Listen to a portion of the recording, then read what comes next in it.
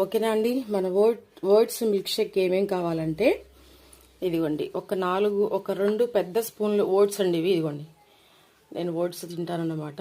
Oats అనమాట ఇవి.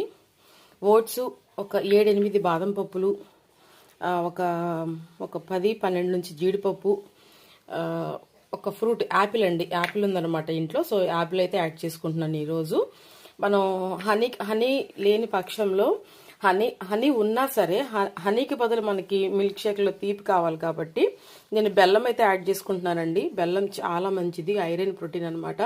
So బెల్లం వేసుకుంటున్నాను. అలాగే కాచి చల్లార్చిన పాలు అనమాట. ఇన్ని పట్టవండి, సో మీకు చూపించాలి కదా అని చెప్పి చూపిస్తున్నాను. తక్కువే వేసుకుందాము మిల్క్. సో ఇక మనం చక్కగా వీటిని అన్నిటినీ మిల్క్ షేక్ చేసేసుకుందాం ఇవాళ. ఎనర్జీ మిల్క్ షేక్ అనమాట అండి. ఇది చాలా చాలా ఆరోగ్యానికి చాలా మంచిది. ఎక్కువ మనం స్ట్రెంతీగా ఉంటాము, బలంగా